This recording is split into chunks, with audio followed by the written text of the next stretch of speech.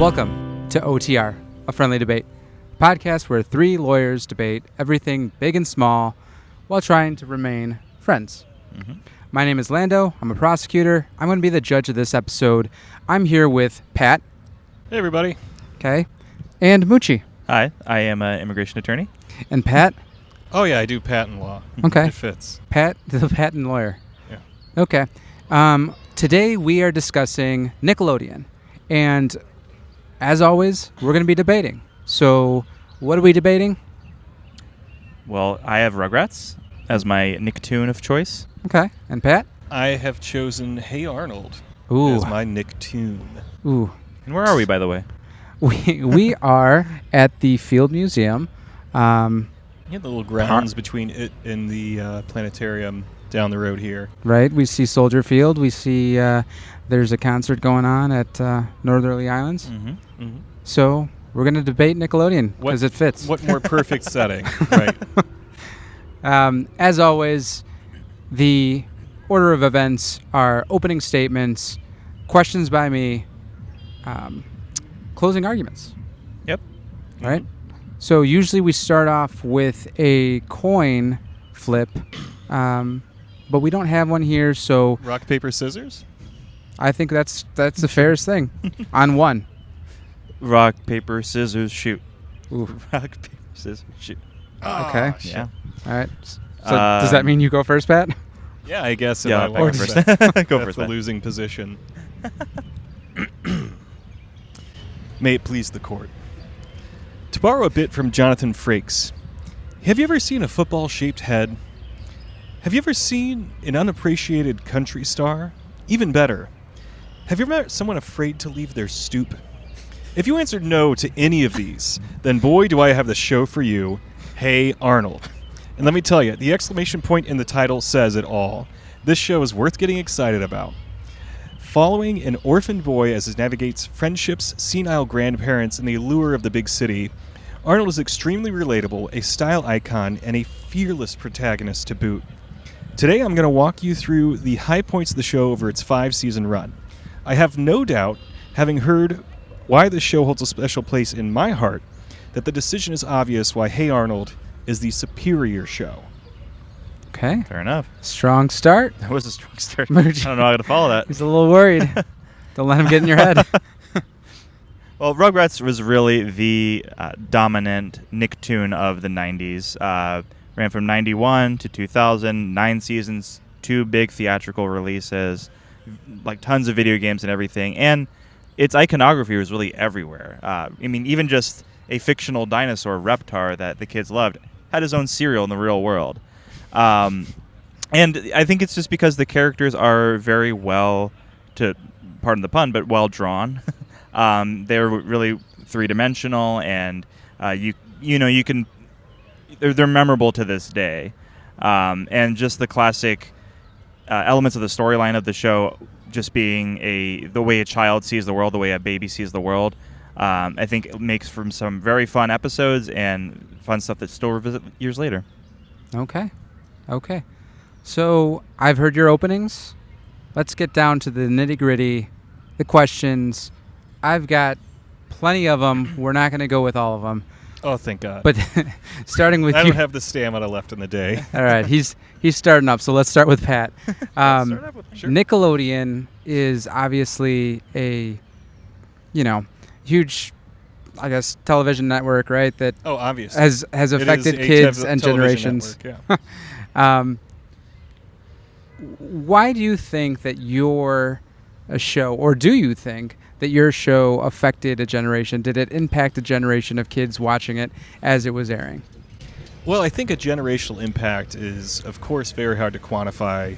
And, this entire podcast is just qualitative in general.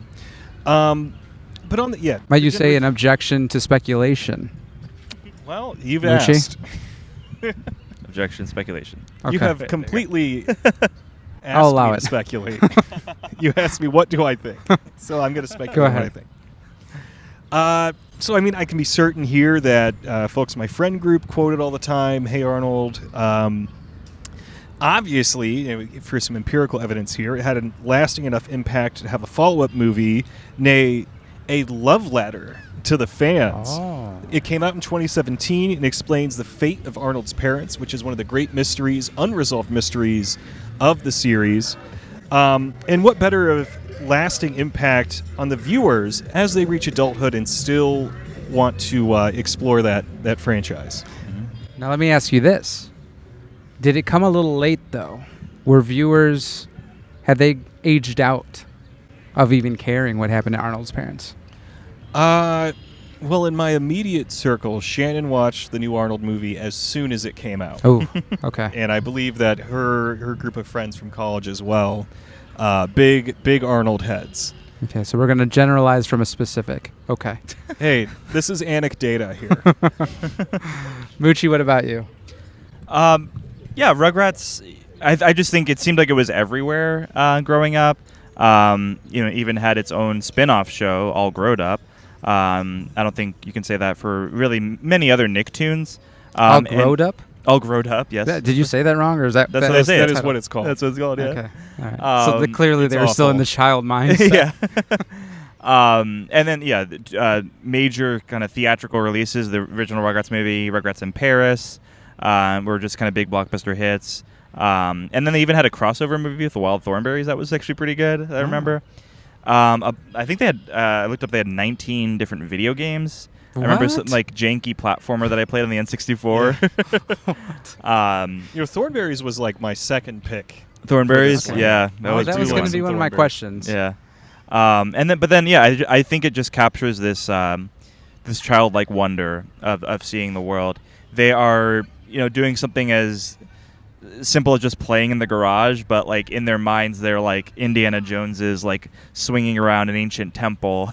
And I just always loved that about the show, and I think that's what captured a lot of people's imaginations. Do you remember having imagination and being a baby, Mucci? Not a baby, but a young kid, yeah. Okay. But Yeah. they are babies. And They're babies. So you're saying it's unrealistic. unrelatable. Ooh. As we could all relate to a football-shaped headed person. Let's not take the form for the substance here. Now, okay, so tell me a little bit about, because these are great shows. I think they follow. Each episode is not just a standalone episode, right? They kind of had some continuous themes and storylines, right, for both of yours. To some extent, yeah, but a lot of them they're discrete. Yeah, I And- think by and large they are kind of self-contained. Yeah, and it was the classic kind of thing where, just like how SpongeBob does, where you have two 10-minute segments, two different stories per episode. I did like Rugrats that always because there did was that. like a break in between. Yeah. Yeah, I did like that. I Bubba. completely forgot about that until just now. Very nostalgic. So Hey Arnold didn't have that, right? It was a just full episode. Yeah, full episodes. Okay. And was there an overarching theme throughout then? If the storylines didn't continue, was there an overall theme throughout Rugrats? Well, just like I said, the childlike wonder, the child's way of viewing the world, but also you had, Chuckie coming to terms with being, his mother having passed away. There's a very sweet episode called Mother's Day where he actually finds out, or his dad tells him finally that his mother had passed away. And Well, also isn't Chuckie himself dead? And just a figment of Chaz's imagination? Let's see, this is the the fan theory we got into last time. Yeah. That got us down a rabbit hole that maybe we just want to pull out of right Okay. now.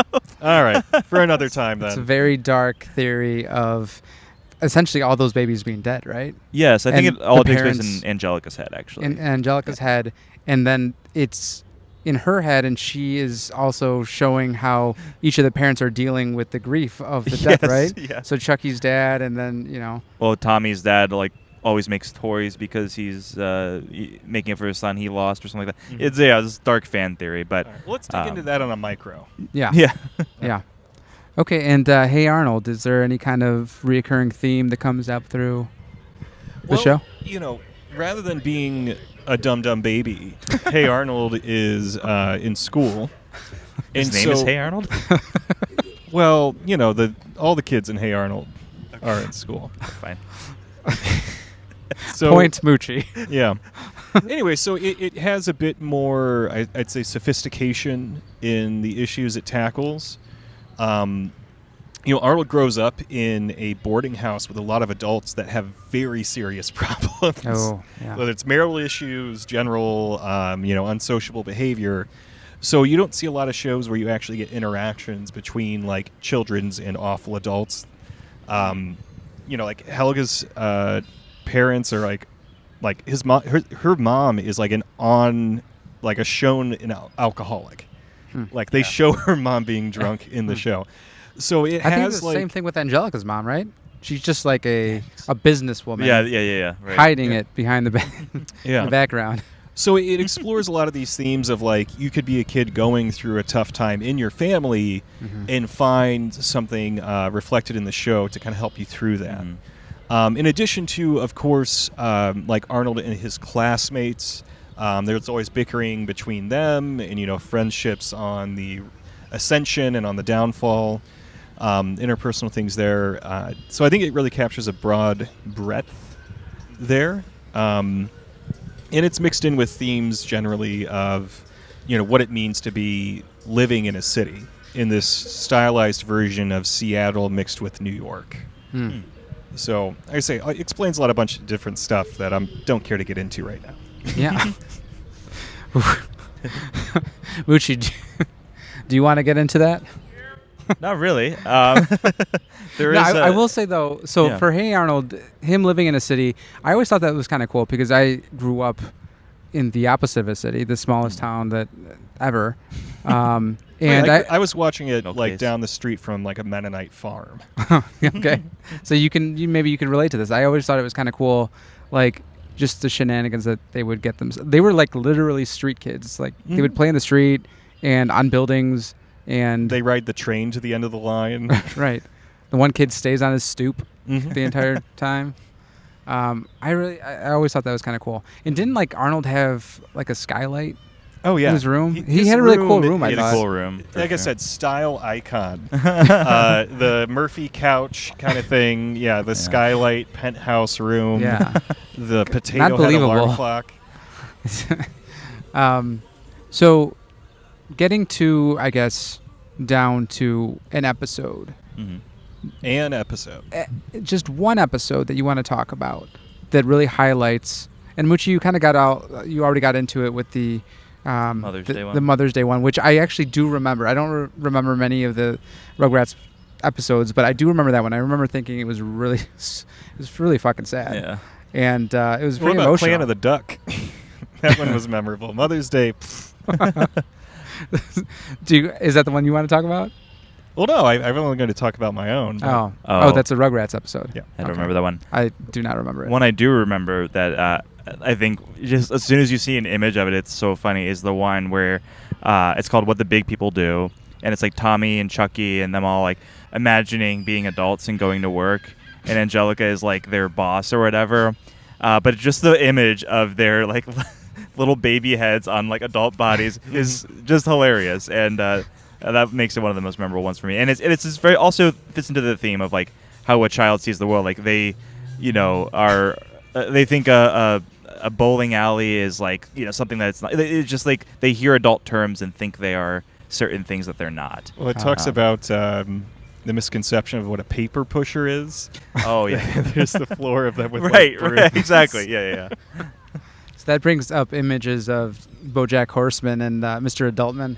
Yes, The yes. child pretending to be an adult man. Three kids Adult in a man. trench shoot. Pat, do you have a episode you want to talk about? Yeah, so this is hard because I do like pretty much all of them. It only had a 5-season run though, so Okay. Do you know when less it of a ended? dilemma of choice. Oh no, Still in the not- 90s? I don't know if it was post 9/11. Okay. But that's beside the point. But the 2017 movie came out like a long time after its end. Yeah. If it only had 5 seasons. Staying power. Dang. Staying power. Okay. So to pick one episode, I'm drawn toward the episode called Field Trip. Now what happens in this is Arnold and his friends take a field trip to the aquarium. They had taken one like last year or something, but he was sick, so this is his first time going to the aquarium, and he's heard all these rumors about the, this beast of the ocean, Lockjaw, this like turtle. Let's see, what do they actually call him? Terror of the deep. This turtle named Lockjaw.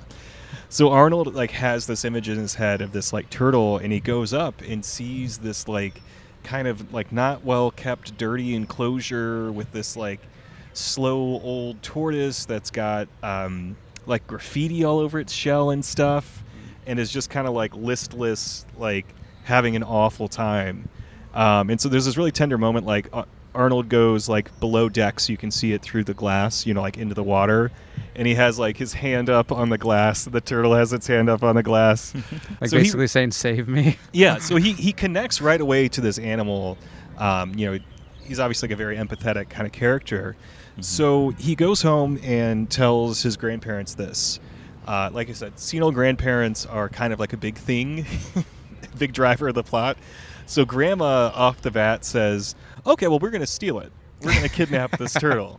And she, like, goes and finds, like, black beanies and ski masks and sweaters and stuff for them. So they break into the museum in the middle of the night, and the reason they're able to get in so easily is because the security guard is busy feeding the penguins cookies until they throw up. So they break into this probably, like, federally funded place. Committing all sorts of crimes and reminders of the Scooby-Doo episode. Steal a protected species. Oh, okay. Even better. They get this turtle and they clean him up a little bit. Get some of the graffiti and stuff off. He's loving it. And so the final scene, they load him onto a skateboard and like push him off the edge of the dock. And the turtle just kind of like swims away into sunrise, like because they did it overnight and like waited until dawn. It's just like a really heartwarming show, like scene, especially the end of it there, shows empathy. Arnold obviously has this soft spot toward like nature and animals. Like, he's got the potato clock. He's not using electricity. He's using potatoes. So yeah, if I had to pick one, Field Day, stealing Lockjaw, and send him into the ocean.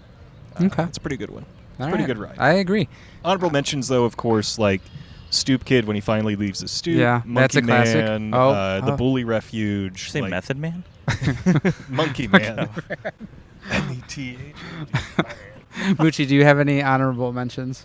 Since you just named a couple, I just want to give you a chance. Since I did mention Mother's Day, the other one that my honorable mention was Chuckie loses his glasses, which is like where you see why Chuckie's such a fraidy cat is because when he loses his glasses, he sees like plants and like any object around him as monsters. Yeah. That's a pretty great one. You just can't see shit, so he's just like envisioning the worst possible thing. Yeah, exactly. Relatable.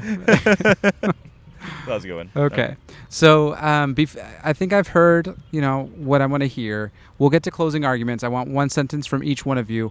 However, before we get to that, everybody watching, everybody listening, make sure to subscribe on YouTube, like us, follow us on TikTok, Instagram, wherever you are hearing this. We're on everything, so subscribe and follow. Everywhere. We've come to you. Yeah. So, with that being said, Mucci, let's go with a one-sentence closing argument. Okay, Rugrats, dominant for 9 seasons, 2 major movies, and it was popular because I think it captured the way a child sees the world, and that was something that was very beloved and interesting to a generation of people. Okay. I find it interesting that Mucci only mentioned Reptar once, and it was really only about the cereal. Well, the video game was called Reptar's. No. You closed. You closed. Fine. Pat, in one sentence. Want to make one note. I do have a Reptar-shaped ice cube tray in my freezer, and the Reptar bar ice cream sandwich confectionery forms. Okay. All right. Shannon loves Nicktoons. Yeah. Closing in one sentence here. For Hey Arnold, not for Rugrats. Both. Oh, everything. Okay. She's a Nicktoon fanatic. But to close, I'm gonna push it to 2 seconds, Your Honor. I just want to be two sentences. Just want to be upfront about it here. What else needs to be said? You've got a bunch of relatable kids. A closing argument. Speaking regularly, because miss me with that fucking baby talk, Mucci. Going through the trials and tribulations of adolescence. We have a dynamic show with complex characters, while the best that Mucci can offer is a bunch of babies that only grow up in a subsequent and largely panned sequel. The choice is clear. Hey Arnold is the superior classic Nicktoon. A lot of baby insults coming this way. I mean, Hashtag baby Mucci. the show, yeah. Hashtag baby Mucci. We do have that is a hashtag. More fine with that one than some of the alternatives. I love Rugrats, and that show was meant to be about babies. Let's be clear. It's I don't really take it as much of an insult for the baby talk and everything. It was really supposed to be about babies, and the creativity of just the imagination that these babies have going about their adventures. I love the show. It's fantastic. I don't know if babies really have the capacity to imagine all those things and get into all those shenanigans. So I think I'm going to give it to Pat and Hey Arnold. I'll take it. Because Hey Arnold living on those streets, essentially the projects where he was living with those kids and getting into all of the, the storylines that they got into with, traversing the city and dealing with real life and real. It's a huge setting, and they picked out, I think, good aspects of that too. Right, and they dealt with a lot of like real world kind of things. Not that Rugrats didn't. I just think it was a little bit more brought out in Hey Arnold, which I don't think really was a thing in Nickelodeon and Nicktoons to deal with such sensitive topics and real world topics. So I do want to say though, Mucci, I'm surprised you didn't bring up kind of the diverse representation in Rugrats.